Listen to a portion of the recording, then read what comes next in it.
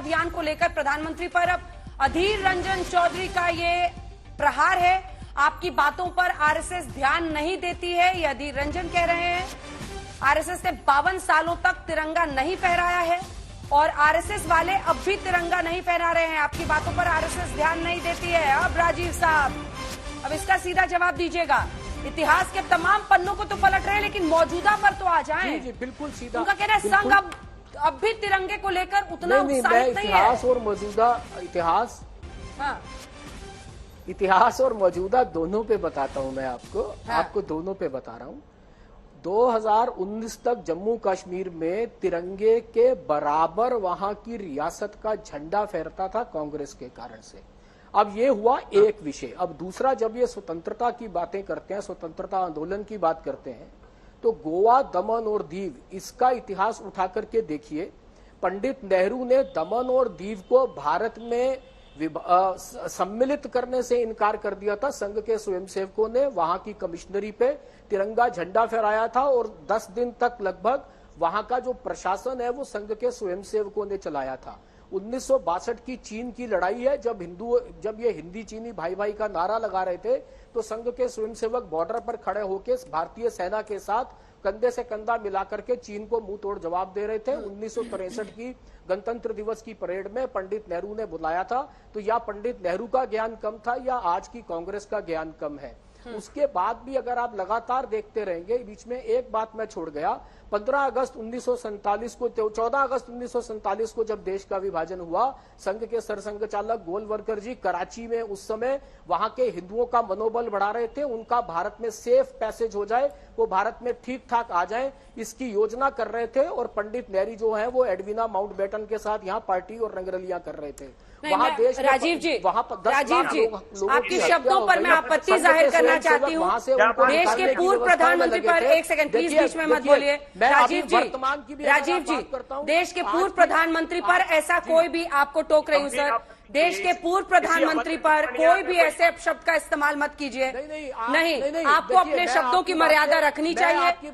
आप उनके व्यवहार पर निजी तौर पर कोई टिप्पणी ना करें राजीव जी। इस प्रकार की ये शोभा नहीं देता। नहीं अंजना जी सुनिए, मैं कभी भी इस प्रकार की बातें डिबेट में नहीं करता हूं। नहीं करना चाहिए। जिस प्रकार की एक अभी वो राजनीतिक तकरीर दी है, मैं उसका उत्तर दे रहा हूं, जिसमें वो इतने सारे प्रश्न चिन्ह जानते बूझते खड़े कर रहे हैं। मोतीलाल नेहरू जी डॉक्टर हेडगेवार के स्वागत समारोह में वहां आए 1921 में, ये ऐतिहासिक सत्य है।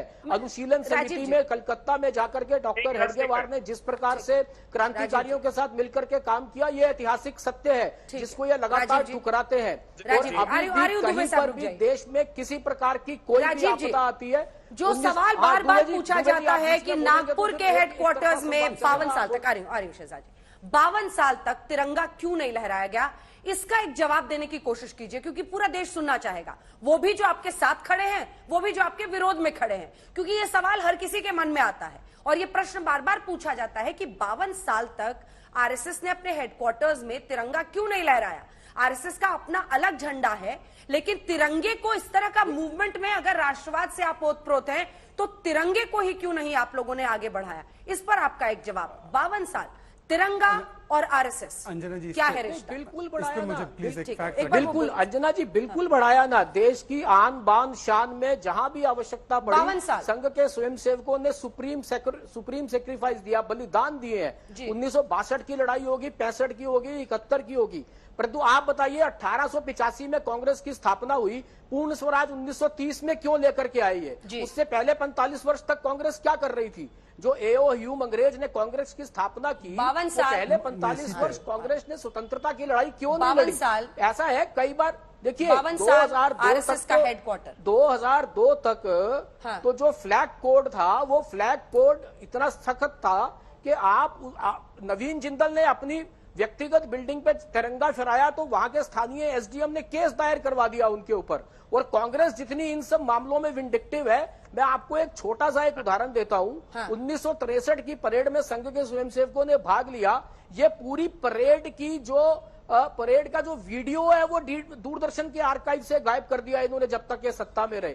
तो इतनी विंडिक्टिव कांग्रेस है, कोई छोटी मोटी ऊंच नीच की घटना हो जाती उन सब वर्षों में, जिन सब वर्षों की आप चर्चा कर रहे हैं, तो ये बिना बात के इतना बवाल किए रहते हैं, तो उस पे कितना करते। मेरा कांग्रेस से एक सवाल ये है कि धारा 370 जो टेम्परेरी थी, 10 साल के लिए, 15 साल के लिए थी, 20 साल के लिए थी, उसको इन्होंने हटाने का प्रयास क्यों नहीं किया? जम्मू कश्मीर में एक संविधान, एक निशान, एक विधान के लिए इन्होंने प्रयास क्यों नहीं किया?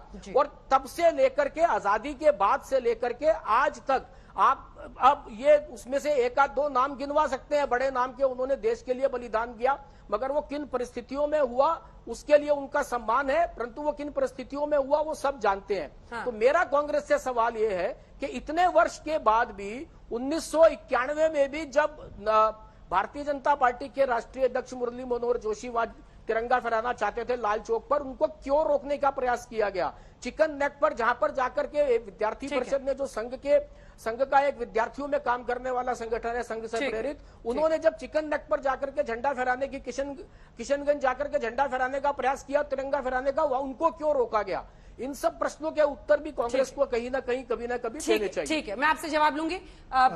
दुबे जी थोड़ा सा रुक जाइए, शहजाद जी का एक काउंटर पॉइंट है, उसके बाद वकार साहब फौरन आप ही के पास आए। अंजना जी, सुनील जी थोड़ा सा रुक जाइए। अंजना जी, ये बार बार ये एक मिसकंसेप्शन है कि 52 साल तिरंगा नहीं, उन्होंने खुद ही कहा कि प्राइवेट मेरी बात सुनो, जगहों पर फहराने में कोड था, इसीलिए हम 2002 तक नहीं फहरा रहे थे। बात तो रखने दीजिए।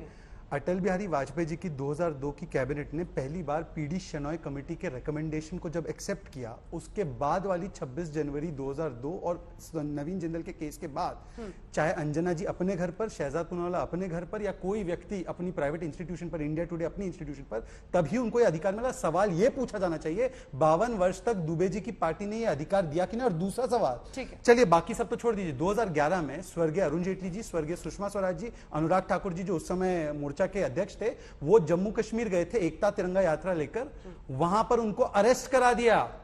अगर तिरंगा नहीं फहराना, 52 वर्ष आरोप लगाते हैं, जो कि मैंने उसका अधिकार नहीं था ये बताया है, इनसे पूछे इन्होंने अरेस्ट क्यों करवाया जब ये जम्मू कश्मीर में लाल चौक पे तिरंगा लहराने गए? और स्टेफानो माइनो का कहां थे वो? स्टेफानो माइनो मैंने अपने परिवार का बताया, मैंने संघ परिवार का बताया, अब स्टेफानो माइनो और सोनिया गांधी जो इनकी अध्यक्ष है उनके परिवार का बताया। नवीन जिंदल का केस वो कोट कर रहे हैं, जिसमें के बाद ये तय हुआ कि लोग प्राइवेट जगहों पर भी तिरंगा लहरा सकते हैं।